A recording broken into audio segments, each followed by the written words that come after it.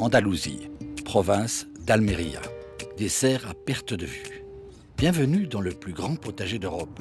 Ici, sur plus de 40 000 hectares sont cultivés une grande partie des fruits et légumes que consomment en hiver et au printemps la Suisse et notre continent.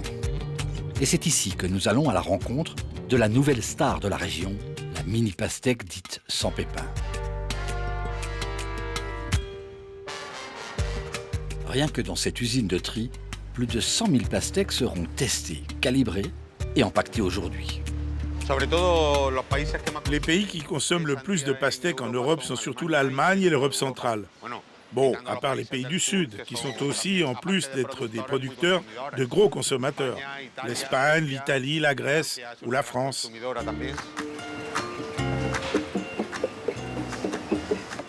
Manger des pastèques à la plage, c'était l'un des plaisirs de l'été. Mais cela a bien changé. La tendance est de consommer des pastèques pendant plusieurs mois, pas seulement pendant la période estivale, en été avec la chaleur.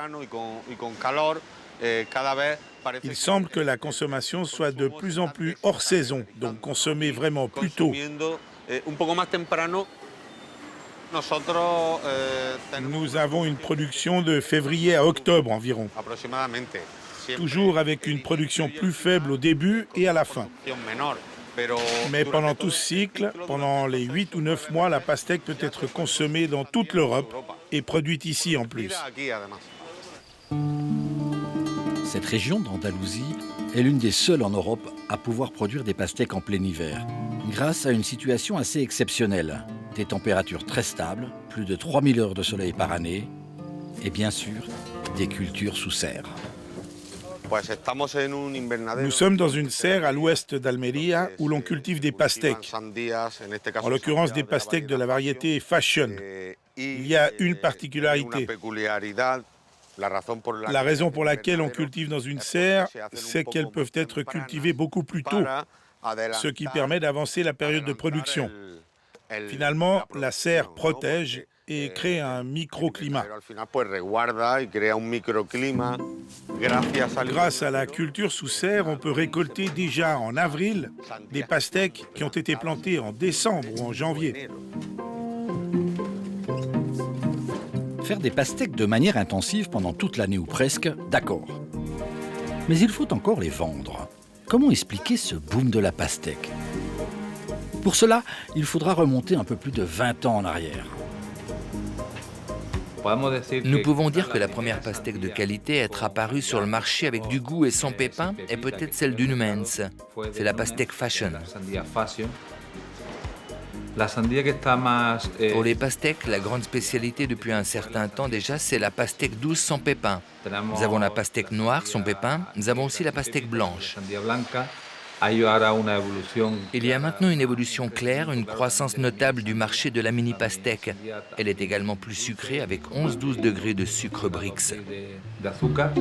Quand on dit 11 degrés sur l'échelle de Brix, cela veut dire simplement qu'il y a 110 grammes de sucre par kilo de pastèque. Pour attirer le consommateur, rien de tel que d'augmenter le taux de sucre. Un argument vendeur et surtout qui flatte les papilles. Un procédé énormément utilisé dans le nouveau marketing des fruits et légumes. Le sucre des pastèques du XXIe siècle peut même se voir à l'œil nu. Dans cette serre, on a vraiment obtenu un très bon taux de sucre Brix. Je ne sais pas si vous pouvez voir cette goutte de sucre qui sort carrément de la tige, là. Ça sort là. Autre cheval de bataille des multinationales créatrices des semences, réduire la taille de la pastèque et surtout tenter de supprimer au maximum les pépins. Les consommateurs souhaitent de plus en plus des fruits et légumes faciles à manger et que ce soit plus pratique. Donc la demande va vers la pastèque sans pépins, car c'est pratique aussi pour les enfants qui n'ont pas non plus à enlever les pépins. Par conséquent, la tendance du marché est presque à 100% de la pastèque sans pépins. Les entreprises internationales de semences et leurs centres de recherche sont implantés ici depuis longtemps. Et ce qu'ils recherchent dans leurs centres, c'est d'être à l'écoute de ce que les chaînes de supermarchés leur disent. Mais qui décide vraiment des besoins des consommateurs? Ce sont les semenciers Syngenta, Riksvan, Enzazaden, Numens, Bayer, qui recherchent des variétés de plus en plus acceptées et de plus en plus demandées et reconnues sur les marchés. Par conséquent, ce sont les semenciers eux-mêmes qui effectuent ces recherches pour un produit plus proche des besoins du consommateur final. Reprenons la route dans ces paysages dignes des plus grands westerns pour aller voir une autre technique de culture de pastèque. Nous allons à Palomares. C'est une zone du Levante de Almería, donc à l'est d'Almería. C'est la deuxième zone de production d'Espagne, selon la chronologie. Je veux dire, selon le calendrier de production. Si 80% de la production de pastèques dans cette région se fait sous serre en hiver et au printemps, dès mi-juin, on passe à la production en plein air, qui suit le même processus. Et c'est là que nous allons savoir comment une mini pastèque sans graines peut quand même se multiplier. Elle est fibreuse. Sa chair est magnifique. Elle est parfaite. Il lui manque un tout petit peu de sucre. Ouais, elle manque un peu de maturation. Pour avoir une pastèque sans pépins, il faut un pollinisateur et avoir une pastèque qui fournisse un pollen fertile. Car dans le cas des pastèques sans pépins, le pollen qu'elles ont n'est pas fertile. C'est la raison pour laquelle elles n'ont pas de graines à l'intérieur.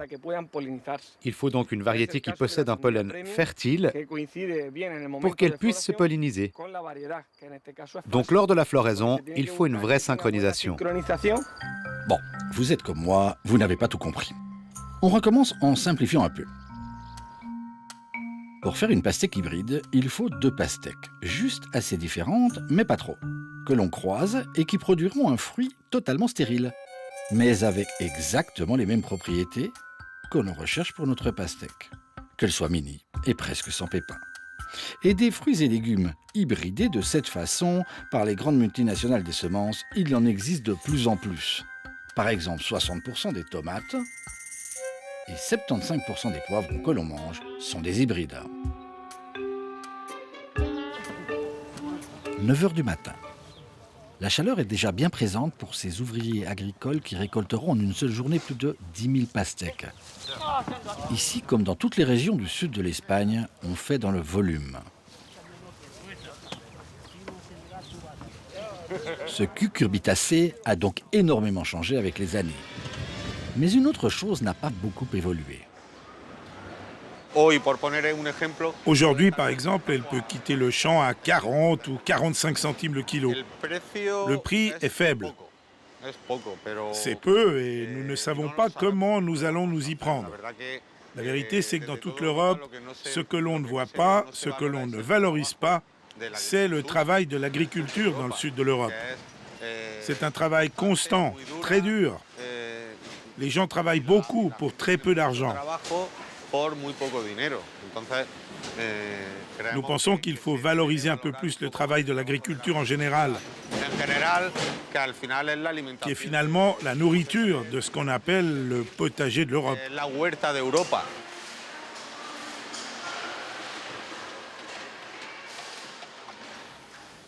La culture de la pastèque a donc un coût humain, mais aussi un coût écologique, puisque ces fruits sont gorgés d'eau douce, une denrée rare dans la région d'Almería. Pour assouvir la soif sans fin de l'agriculture, les producteurs puisent donc dans les nappes phréatiques, au point de mettre en danger les réserves d'eau.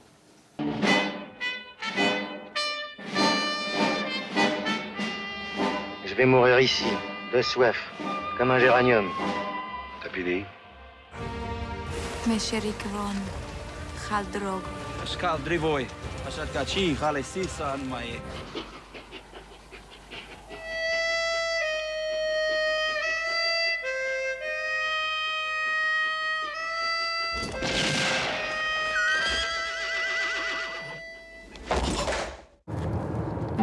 D'un D'un taxi pour Tobruk en passant par Game of Thrones jusqu'à Il était une fois dans l'Ouest, plus de 500 films ont utilisé comme décor désertique les alentours d'Almeria.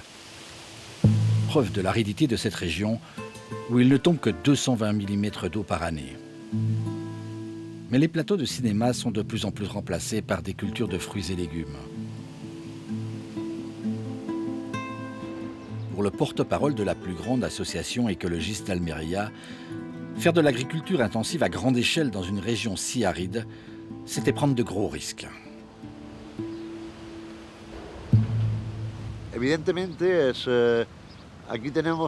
Il est évident qu'ici, nous avons un excellent climat pour produire des légumes pratiquement toute l'année. Mais, comme toujours, il y a un mais, et ce mais, c'est l'eau. La pénurie d'eau est évidente. Almeria est aujourd'hui et depuis longtemps le désert le plus important d'Europe. Les précipitations sont rares car nous sommes au sud du sud.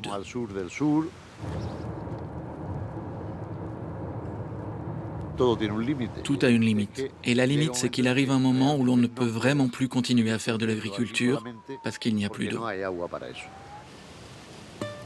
Ne pas gaspiller l'eau, c'est l'un des défis prioritaires de ce Centre national de recherche agricole, l'IFAPA, installé au plus proche des cultivateurs, carrément au milieu de cet océan de serre. Le système traditionnel, qui est de loin le plus répandu dans les cultures sous serre à Almeria, est un système de sablage. Le système de sablage consiste à faire un apport d'un gravier de sable sur la surface du sol pour empêcher l'évaporation de l'eau, de sorte que nous réduisons la consommation d'eau pour la culture. Le phénomène d'évaporation est donc limité par cette isolation du sol grâce au sable. Si les méthodes traditionnelles étaient déjà très économes en eau, on va beaucoup plus loin dans ce centre de recherche, en développant des systèmes d'arrosage intelligents, gérés informatiquement par des senseurs électroniques, afin de distribuer seulement la quantité d'eau nécessaire au développement de la plante.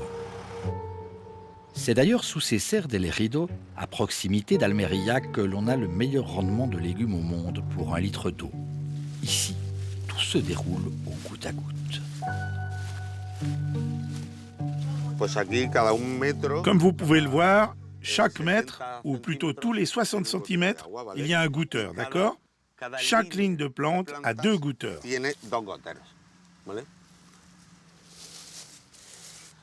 Quand par exemple le fruit est en train de grossir, il a besoin d'un arrosage plus constant pour que le fruit puisse grandir. Tandis que vers la fin, par exemple, il ne faut pas trop arroser car sinon le fruit explose. Si vous mettez beaucoup d'eau, il y a trop de pression et il se casse. Si ce sont les champions de la rationalisation de l'eau, pourquoi tout a dérapé en à peine 40 ans, avec à la clé une véritable catastrophe écologique? Il faut imaginer tout ce territoire dans les années 70, il n'y avait pratiquement pas d'agriculture. Depuis, la culture sous serre a commencé à se développer progressivement. Au départ, de nombreux agriculteurs très dispersés ont commencé à construire leurs propres serres en utilisant les eaux souterraines. L'eau qu'ils pouvaient tirer des puits se trouvait pratiquement sous leur propre ferme. Ce développement a été très rapide dans les années 80 et 90, jusqu'à pratiquement recouvrir de manière homogène tout le territoire de culture sous plastique. Un développement très rapide, trop rapide peut-être, et pas sans conséquences.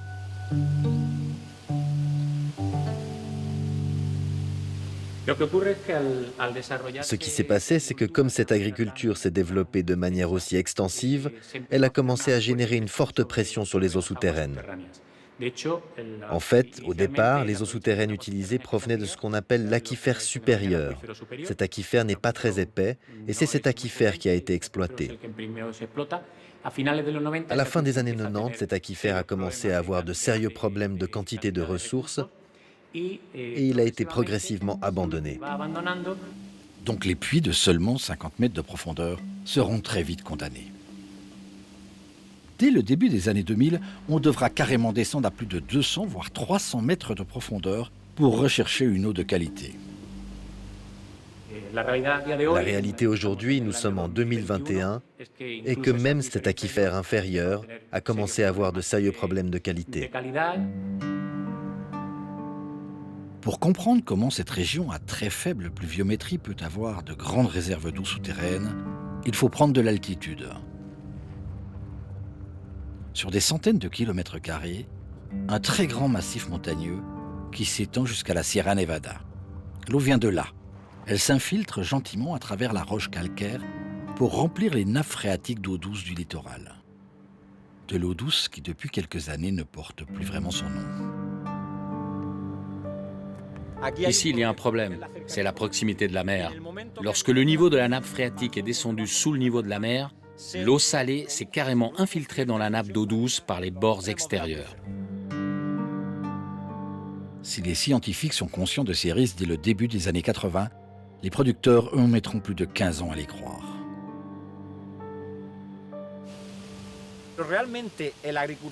Les agriculteurs ont vraiment admis le problème seulement lorsqu'ils ont pu mesurer eux-mêmes dans l'eau qu'ils utilisaient que les niveaux de salinité avaient augmenté. Ils peuvent voir et peuvent visualiser les niveaux de sel de l'eau qui entre. Et ils perçoivent déjà que cela affecte économiquement leur culture. C'est alors que l'agriculteur a non seulement ressenti le problème, mais a exigé des solutions immédiates. Ils sont passés du stade où ils ne savaient pas, ou ne voulaient pas savoir, à celui où ils avaient besoin d'une solution. N'importe qui, même celui qui n'a pas beaucoup de cerveau, pourrait dire « si nous n'avons pas d'eau, nous ne pouvons pas créer une nouvelle irrigation. Nous ne pouvons pas mettre en place de nouveaux systèmes d'irrigation car nous n'avons pas d'eau. » Facile, non? Pour tenter de sauver ce système de production intensive, il y a urgence. Première solution, diminuer les surfaces cultivables. Inenvisageable économiquement pour la région, plus de 500 000 personnes vivent ici grâce à cet énorme potager. Donc il faut trouver de l'eau à tout prix pour continuer de faire pousser tous ces fruits et légumes. Deuxième option, relancer de vieux projets de détournement d'eau des rivières du nord de l'Espagne vers le sud, comme par exemple le transfert de l'Ebre. Évolution des sensibilités environnementales, autonomie régionale exacerbée ont balayé cette option après des années de lutte. Même l'augmentation des détournements d'eau déjà existants, comme ici ce réservoir d'eau du Tage, ont rapidement eu des conséquences négatives. L'eau que nous recevons provient du Tage, à condition qu'il ait plu. Nous avons également un transfert d'eau depuis le Nigratine, qui se trouve à Grenade. Cette année, comme depuis 3 ans, nous avons une grande sécheresse. Le changement climatique est ici très perceptible. S'il ne pleut pas, il ne couvre pas le niveau minimum pour pouvoir transférer l'eau. Ces dernières années, le transfert d'eau a donc été suspendu pendant la majeure partie de l'année. Ne reste plus qu'une solution, celle peut-être de la dernière chance. Investir dans de nouvelles technologies, mais au prix fort. Des dizaines de millions d'euros pour construire 2 usines de désalinisation d'eau de mer, comme celle-ci, en fonction depuis seulement 5 ans. Car pour produire de l'eau douce à partir de l'eau de mer, il faut d'imposantes installations industrielles. Tout ici est surdimensionné car il faut filtrer, filtrer et encore filtrer avant le passage obligé par l'osmoseur inverse, cœur du processus. Pour faire le processus de désalinisation, donc éliminer le sel de l'eau de mer, cela nous oblige d'abord d'avoir une eau très propre, avant l'étape de l'osmose inverse. Après le premier passage en osmose inverse, on élimine environ 95% du sel et on passe une deuxième fois pour avoir encore une meilleure qualité d'eau. Une eau dessalée certes, mais totalement déminéralisée. Il faudra donc encore rajouter à cette eau au moins du calcium pour qu'elle devienne potable. De multiples étapes donc, très gourmandes en énergie.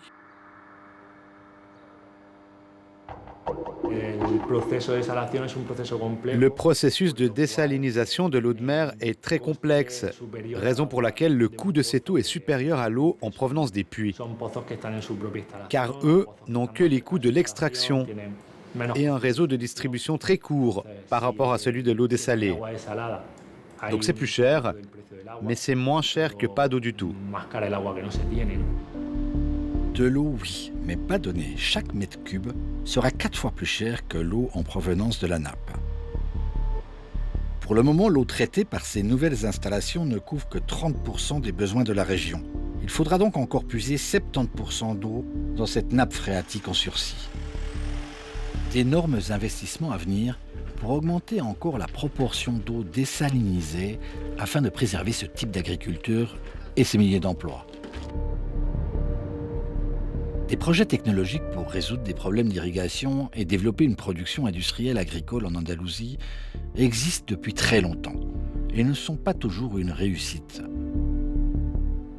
Comme ce barrage, plus que centenaire, qui n'a fonctionné que quelques années à cause d'un entretien défaillant et d'erreurs de conception.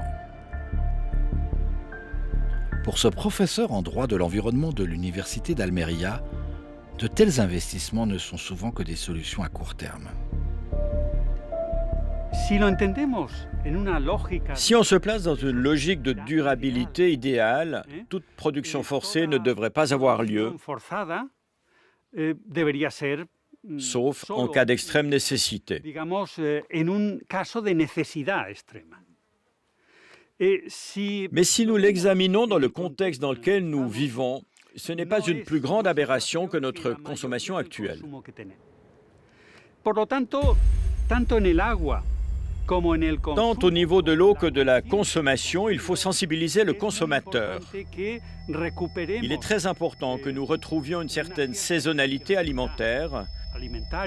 Nous avons oublié la vraie saison des produits. Les conséquences sur l'eau de ce type d'agriculture très intensive, comme ici à Almería, ne sont hélas pas une exception. Malheureusement, de nombreuses régions du sud de l'Europe et du Maroc, par exemple, sont confrontées au même phénomène dramatique. L'agriculture intensive en milieu aride, ça peut sembler aberrant et pourtant, l'Espagne n'est donc pas une exception. On en parle avec vous, Daniel Hunkler. Bonsoir. Bonsoir, c'est un plaisir. Plaisir partagé, merci d'être avec nous. Vous êtes professeur au Centre d'hydrogéologie de l'Université de Neuchâtel. Alors aujourd'hui, les grands exemples de surexploitation de l'eau à des fins agricoles, où est-ce qu'on les trouve ? Oui, d'une manière globale, l'agriculture est très gourmande en eau. Si on regarde, à peu près 70% de l'eau qui est pompée, qui est prélevée des cours d'eau, est destinée à l'agriculture. Alors là, on aurait des exemples de surexploitation qui sont très nombreuses. Juste pour citer quelques-unes, alors dans le contexte climatique, on parle souvent qu'il faut manger moins de viande, il faut manger plus de noix et autres choses. Et si on regarde d'où proviennent les amandes, beaucoup viennent d'une seule vallée en États-Unis, la vallée centrale, à peu près 70-80% du marché mondial. Et là, si on regarde de plus près, là, on surexploite les nappes énormément. On a des abaissements de nappes, des dizaines de mètres qui vont induire après des tassements de terrain. À la Californie, c'est assez intéressant parce qu'on voit en ce moment, il y a une très forte sécheresse là-bas. Les agriculteurs sont obligés d'arracher une partie de ces amandiers, justement. Est-ce que là-bas, on a atteint un point de non-retour ? Si en partie, c'est vraiment des phénomènes irréversibles, ces tassements qui ont lieu. On ne peut pas vraiment les inverser de nouveau. Vous me parliez aussi des pommes de terre égyptiennes. Oui, ça c'est aussi un bon exemple. Si on regarde dans les magasins, on retrouve de plus en plus souvent des pommes de terre d'Égypte. On peut se poser la question d'où ils proviennent, parce qu'on va le vallée du Nil, c'est très serré déjà, c'est très occupé l'espace, ce cordon vert qui traverse le pays. Alors là, l'agriculture se développe de plus en plus au milieu de la déserte et on peut se poser la question comment c'est possible, c'est un miracle. Alors où on va prélever l'eau? Et en effet là, on exploite une nappe, on pourrait dire fossile. C'est une énorme réserve d'eau souterraine qui commence dans le Soudan, Tchad, qui passe sous la Sahara et qui arrive là vers l'Égypte et la Libye. Et là, finalement, c'est une ressource finie. Ça peut durer peut-être quelques dizaines d'années, mais après, au fur et à mesure, on va épuiser ces ressources. Pour les régions arides, mais qui sont proches de la mer ou de l'océan, est-ce que la désalinisation à grande échelle, comme on l'a vu dans le reportage, c'est la solution miracle ? Pour produire de l'eau douce, c'est vraiment une quantité d'énergie très importante qui est nécessaire. Alors si on regarde typiquement si on utilise de l'énergie fossile dans la procédure, alors on peut faire le calcul pour désaliniser 1 mètre cube d'eau. Il faut peut-être 2, 3, 4 décilitres de fuel fossile. On pourrait dire que ce n'est pas beaucoup, hein? Quelques décilitres, ça donne 1 mètre cube. Mais si par exemple on regarde un produit comme l'avocado, on a besoin de 600 litres d'eau typiquement. L'avocat, 600 litres pour irriguer 1 kilo de produit. Ça veut dire, on peut s'imaginer, là, on a le petit gobelet de fuel à côté d'1 kilo d'avocat. Alors là, on voit, c'est quand même problématique. C'est clair, ça dépend de la source énergétique. Après, il y a aussi des questions liées à le rejet de concentré qu'on va produire, parce qu'on enlève le sel, il faut le mettre quelque part. Mais finalement, c'est aussi un obstacle économique, finalement, que ça coûte trop cher pour être vraiment rentable. On voit, c'est peut-être rentable pour quelques cultures spéciales, mais finalement, les agriculteurs, ils peuvent après perdre plus d'argent qu'ils gagnent. Pour terminer, un mot, un conseil pour le consommateur au moment d'acheter des fruits ou des légumes importés? C'est clair, c'est vraiment encore un domaine qui voudrait développer plus, la certification liée à l'eau. Ce n'est pas encore tellement transparent. Si on achète des produits, des pays avec une stress hydrique très haute, qui sont très gourmands en eau, alors typiquement, comme on peut revenir à l'exemple des amandes, si on achète des amandes d'une pays où on sait on a une pénurie d'eau, ce n'est pas forcément une bonne idée. Merci beaucoup Daniel Hunkler et très bonne soirée à vous du côté du lac de Neuchâtel. Merci beaucoup, c'était vraiment un plaisir.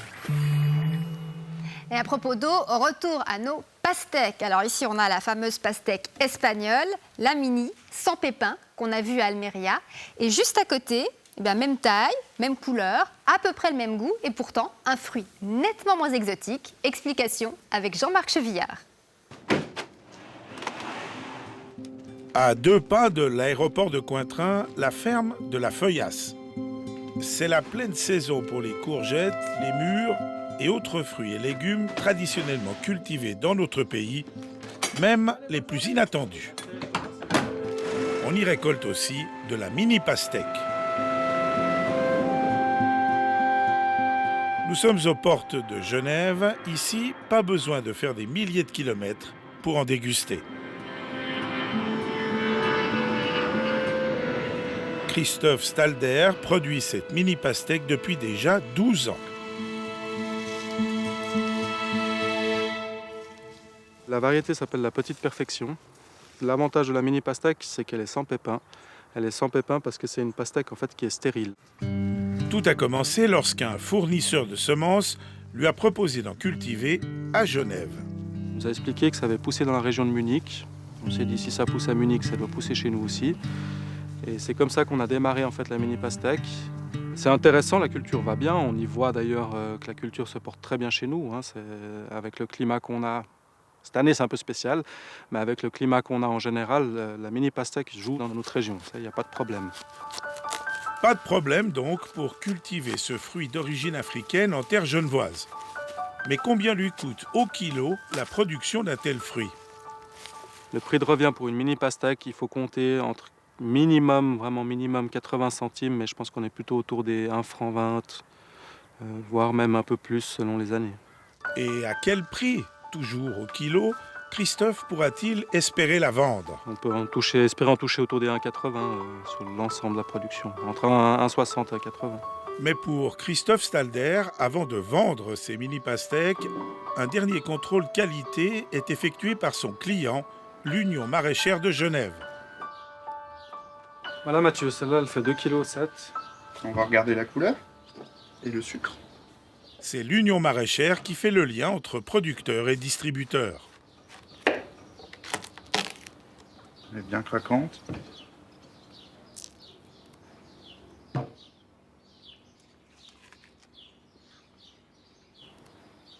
Bien sucré. Tout ce qu'on attend d'une pastèque en fait. Ce qui est appréciable, c'est qu'on n'a pas un problème d'eau, quoi. Il y a une vraie saveur. Le taux de sucre mesuré ici est un critère très important pour la revente des pastèques auprès de la grande distribution.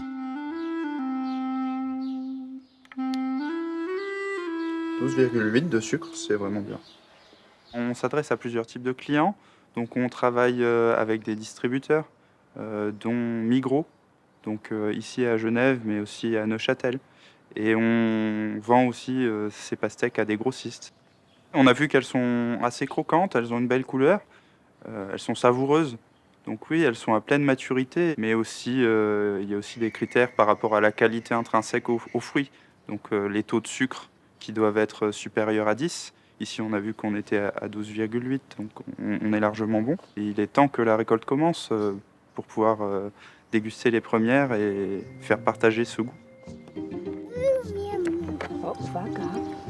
Et en attendant de les retrouver dans les magasins, ce sont les enfants de Christophe et Marita qui ont le privilège de déguster les mini pastèques suisses.